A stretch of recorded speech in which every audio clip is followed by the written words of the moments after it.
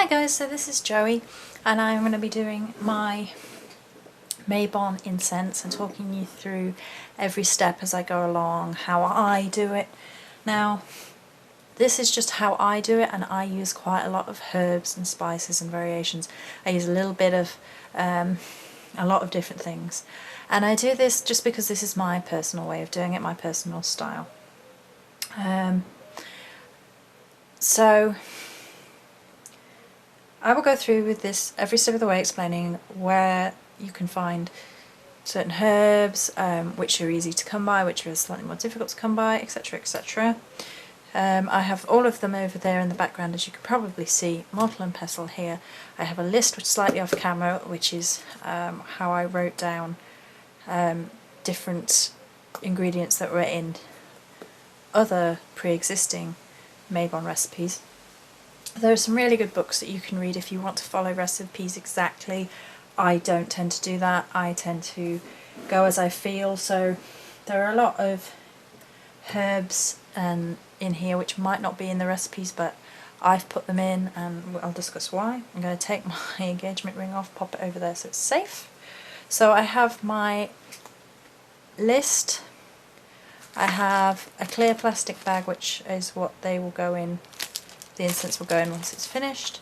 My mortar and pestle and everything to hand. Okay. Now I start off, generally speaking, with the resins, and I'm going to put some salt in. And I do this because they require more heavy duty bashing with your mortar, in your mortar with the pestle. And of course, me being ever so organised, they've all walked off. So Mabon is celebration of the autumn equinox.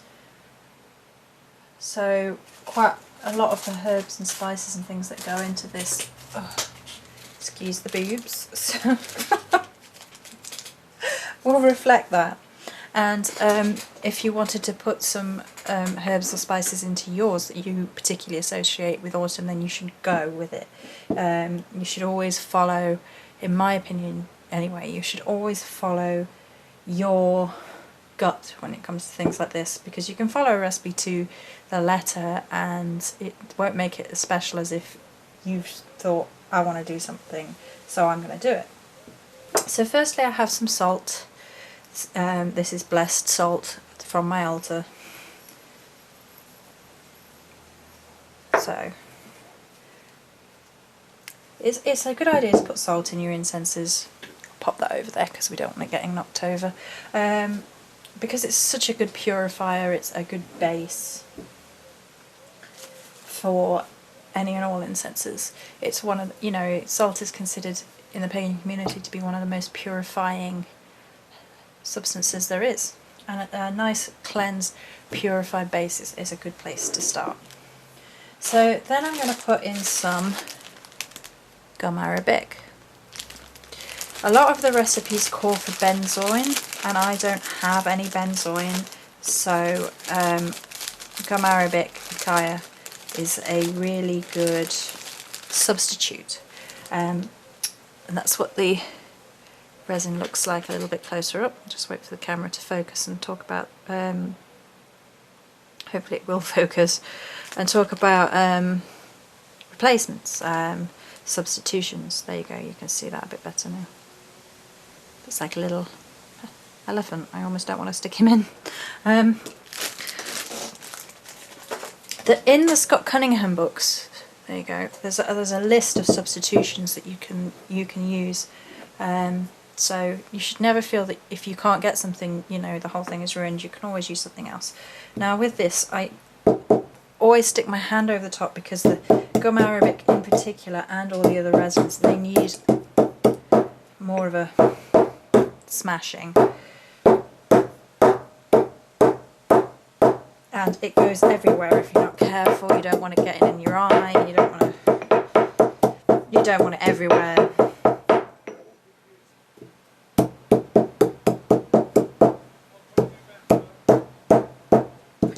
doesn't want to smash. Come on, there you go.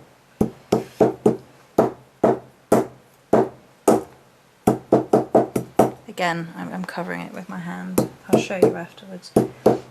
How ground up you want it is entirely, again, personal choice.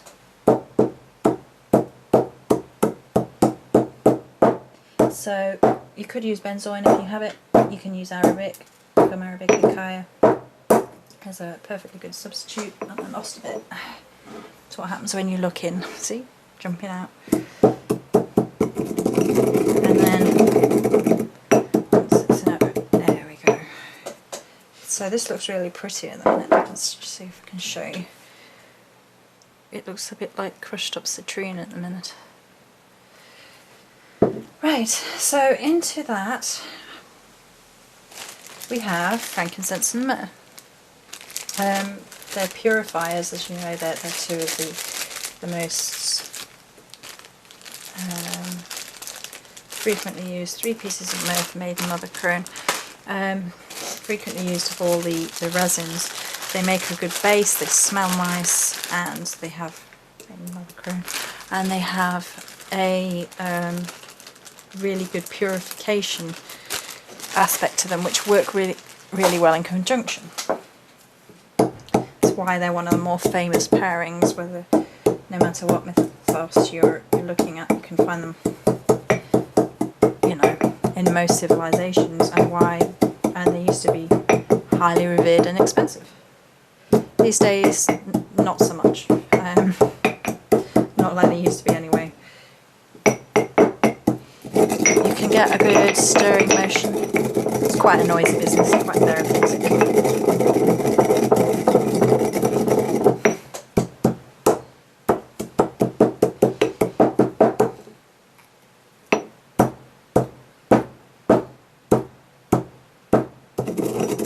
I love making incenses, and I'm going to make a bit more of this because this is going to be a fall based one, or Halloween based one. Not Halloween, sorry. Autumn based or fall, depending where you are. So that's it. Doesn't that looks lovely on its own? Doesn't that look lovely on its own? I think so. So I'm going to make a little bit more of it because I love the autumn so much, as I've said, and I will probably burn this a little bit more. Now this is pine resin, so a bit of pine resin in there. And that's the final resin, I believe. Oh no, it's not. Where's the dragon's blood?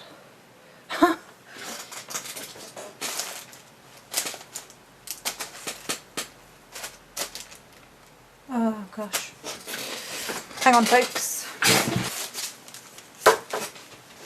It was there, I just couldn't see for looking. Right, so pine resin goes in. Pine is a beautiful scent. Pine needles, anyway, is one of the things that was recommended in a lot of other Mabon incenses. Right, let's just get them huge chunks out of the way. There's massive chunks in here, and then there's actually some that's quite powdery, and let's just use up the powdered bits first, saves us a job.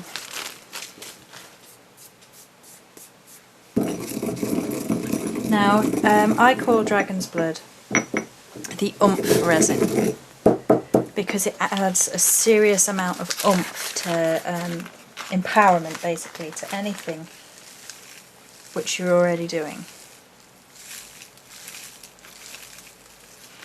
Let's add a fair bit of that in there. I mean, look at this. This is a chunk of dragon's blood resin. It will last me a while. I love it. It's one of my favourites. It smells lovely. It gives a really nice autumn colour, actually. Once I've just stirred this around rather than crushed it too much, because I still want some chunks. I don't want it to be too fine.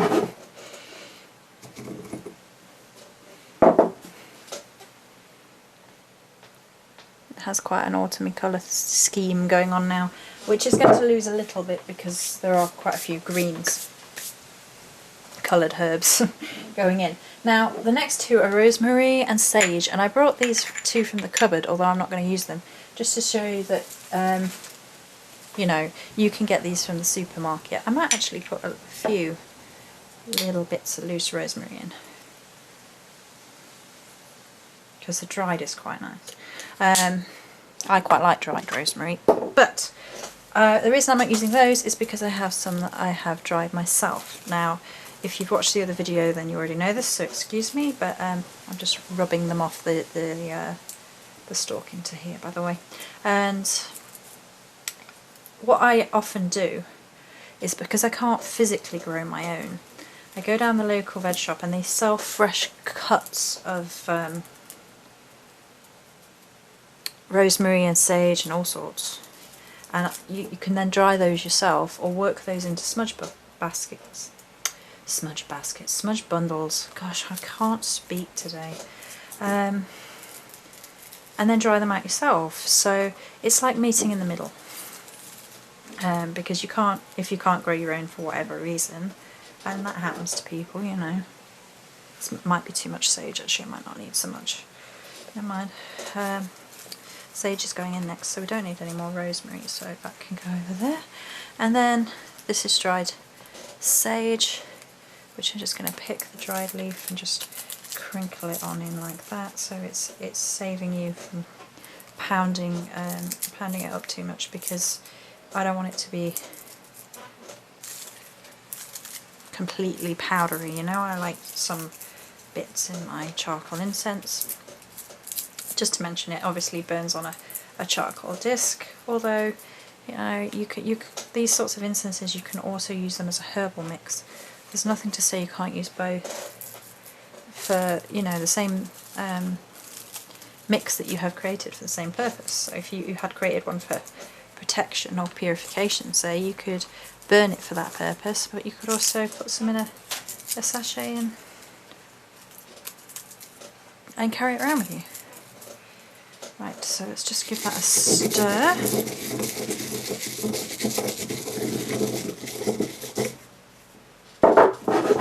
And it smells really nice now already, because let's just get your fingers in and it's that motion, you know. So yeah, I was saying, so if you can't grow your own, you can meet in the middle and buy fresh and dry your own and empower them as you're doing so, and that's a meeting in the middle. So that's given it a slightly more textured thing.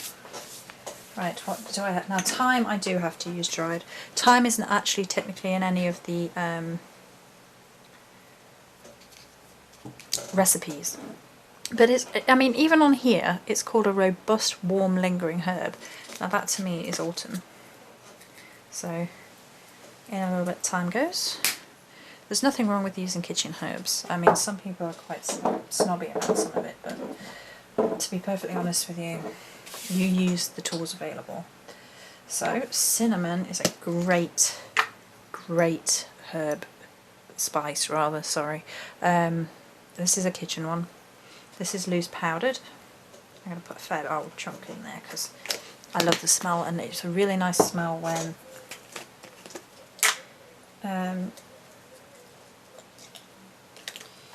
you're burning it as well. Now I have a cinnamon stick. I'm just going to take the ends and crunch. I might keep crunching, let's see, because then this gives, I mean, it's giving it a beautiful colour as well, and really autumny feel. Like that. Cinnamon is a really protective herb, a spicy herb, you know, brings all that robust power in, and coriander is the same. Touch of coriander. Ground coriander for this one. And stir it very slightly, because once you put a powdery one in, you've got to be careful not to get it everywhere. Now, I've said before, and I'll say it again, that I obviously am using an awful lot of herbs, and there will be an awful lot of mixture. I'm making more mixture than I would for others, because I love the fall. Autumn. I'm going to be burning the incense a lot. So this is just how I do it. This is by no means telling you how you should do it. Now I'm going to put a pinch of cloves in because I love the smell of cloves. And they're highly protective. I don't believe they were on the list. Oh, they were.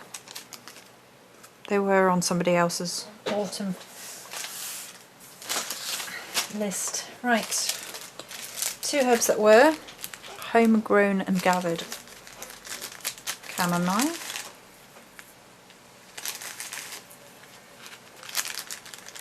See how I mix things that are grown around here and things that aren't? That's absolutely fine. Marigold. Marigold is lovely for this again, just because of the colour of it. See the colour of it? I mean, there are going to be a few greeny bits and I don't want to overkill them. So oak bark. Oak bark is on the Mabon list that other people use. Some people use oak moss as well, or instead of, but I don't have any of that, so oak bark is. And my personal favourite, angelica root. Angelica root is one of my favourite herbs, and therefore it goes in more or less all of my incenses. It has a strong protective aspect to it, and it also exercises out all negative energy. It's really good for that. It's sort of boof, get rid of all of that. So then just give that a mix. Again, I don't want to crush it too much at this stage because a lot of the dried herbs are quite finely done anyway. So oh, I forgot a resin.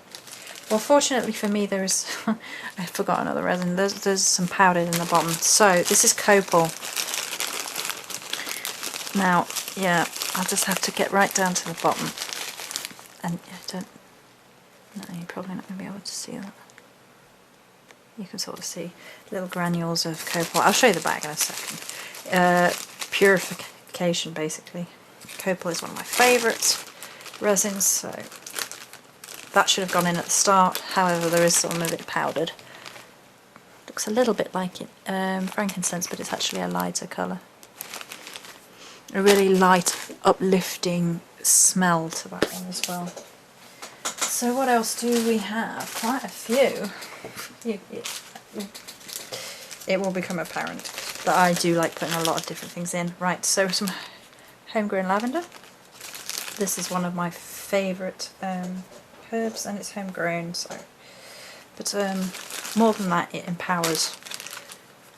I mean, it has a really beautiful vibe. Lavender, it has a really beautiful colour, but more than that, it empowers everything else within your incense. So, a bit of mullein. Mullein is another one of those that's a really good protectant and purifier, and just clears out all negativity. Not too much of that because it's a bit on the greenier side. Pine needles. Pine needles are basically very autumn to me anyway. I mean, you go collecting pine cones and you start thinking about even later for Yule, but the scent of them, there's something, I don't know, there's something home and hearthy about it, which is a good part. Oh, excuse me. Right. I'm going to put one bay leaf in. That one. Bay leaf. This is just my personal choice. I want to put this in. It's a good protector and purifier, and gives it a nice texture. Again, this is all entirely up to you, what you put in. You know, I mean, that isn't in any recipe, nor is yarrow, but the yarrow has a beautiful colour, and it sort of exercises the negativity again. You're actually aiming for a autumn incense, but for Mabon you definitely want something which is going to exercise negativity, because there is a good side of that within Mabon, balance of light and dark, and healing your own sort of negative traits, you know, going inward, looking inward at yourself. Rose petals, rose is on many of the Mabon lists, and obviously it smells nice. I'm not going to put too much in again because it's a very different colour from the autumny colours that I want.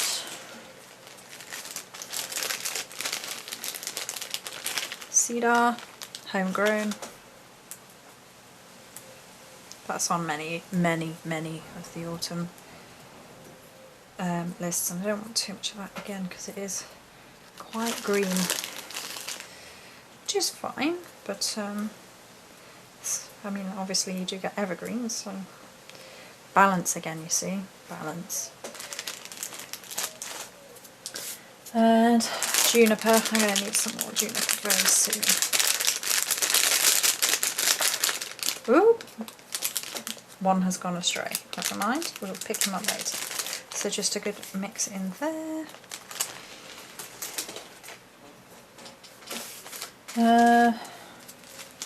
Pinch of wormwood. That's just my personal preference for protection. A bit of galangal root. It's a lovely autumny themey colour as well, but that's another one. A lot of my herbs are purification and protection herbs, as you can probably guess, but that's a lovely colour.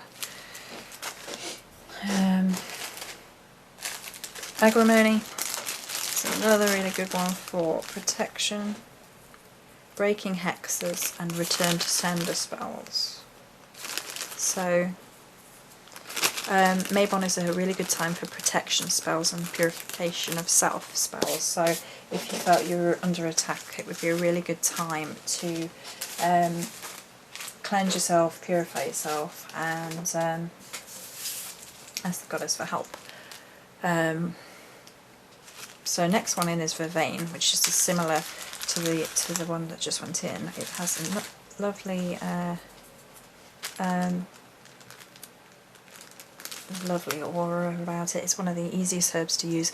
Purification, protection again, among other uses. Dill seeds.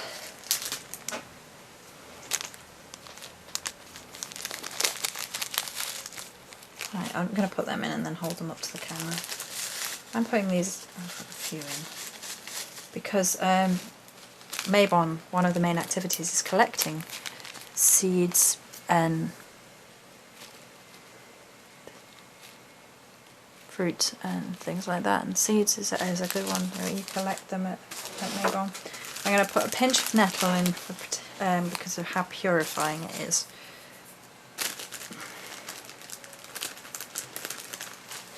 And St. John's wort. It adds a real strength to the mix. It also has a lovely autumny colour.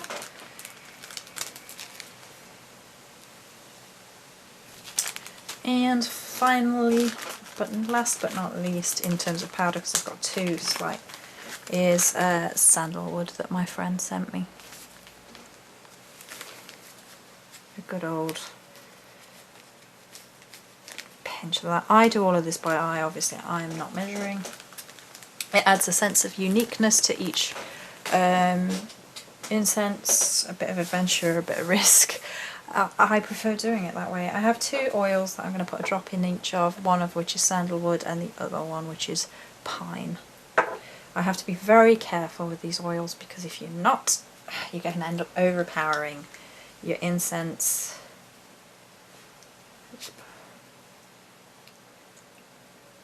One drop of sandalwood. And it really is enough for me to put one drop of each of these in, and especially, I mean, the pine is lovely, but I made the mistake of thinking I'd need 3 drops in, I a different incense and all I could smell was this. So it really did ruin it a little bit. So let's get in there and give it a good stir. At this stage I tend to stir more than pound anything in. I mean there's a little bit of a crushing motion when I push in like this, just to give it all a good stir and a good mix.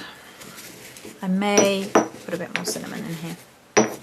I realise it probably looked like a fair old bit of cinnamon to start with, but I might have to.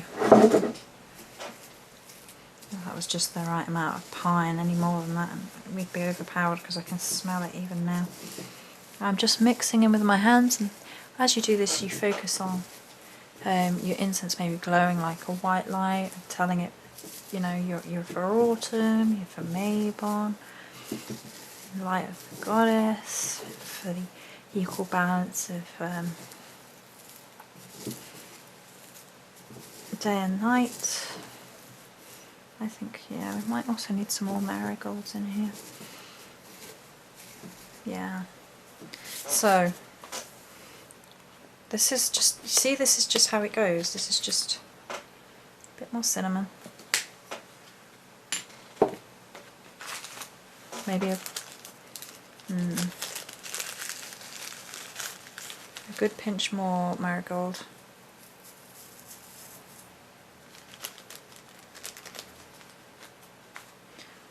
Pinch more sandalwood maybe. There we go. And let's give that a stir in hell, see how that goes.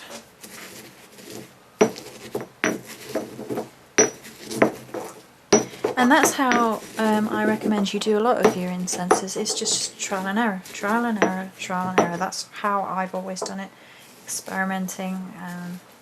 I've got to the stage now where I can make slightly larger batches and without a real fear of it being awful.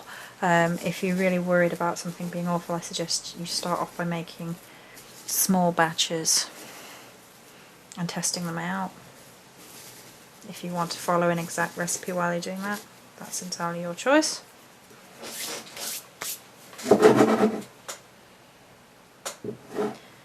Yeah, again with a silly pine thing, I'm not going to use pine oil again.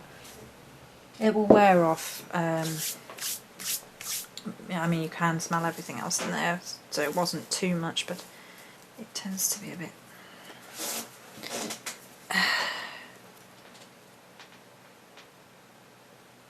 Isn't it funny how you can see the rose petals more than most things, even though I've put a lot more.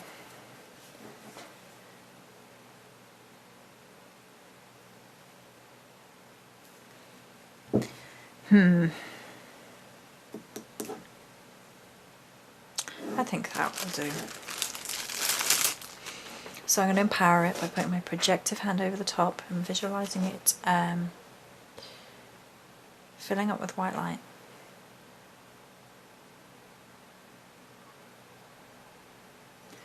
I invoke the power of the goddess, and then just did an invoking pentagram over the top, so like this. Invocism means when you start up top.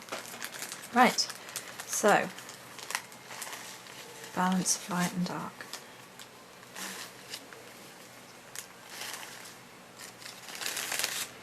Autumn. As you're handling it, just visualise your favourite scenes from autumn. So if you like the look of the autumn leaves on the ground, or a cornucopia of autumn veg, or you've got a visualisation of being at a harvest festival as a kid, or anything like that really. I tend to pop it in and pop it in until it's getting a bit fiddly to do so, and then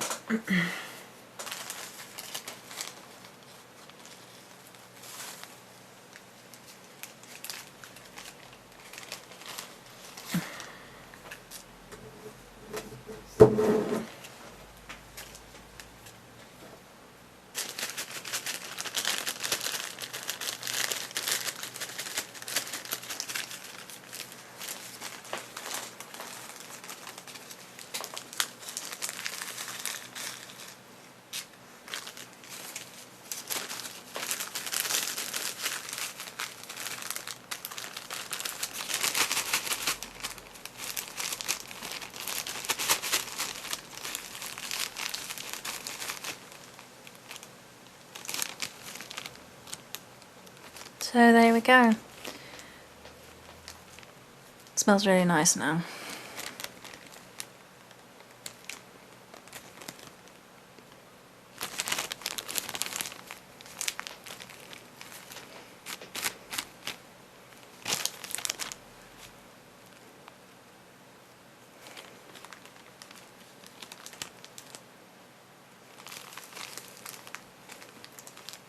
I think the autumn colours have worked out quite well. There's not too many instances of green in there. There is a bit more powder because I put quite a bit of sandalwood and cinnamon powder in, which is okay, you know.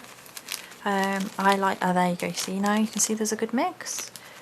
See, there's chunkier bits and then some grainier bits, and I like having that mixture of both. I like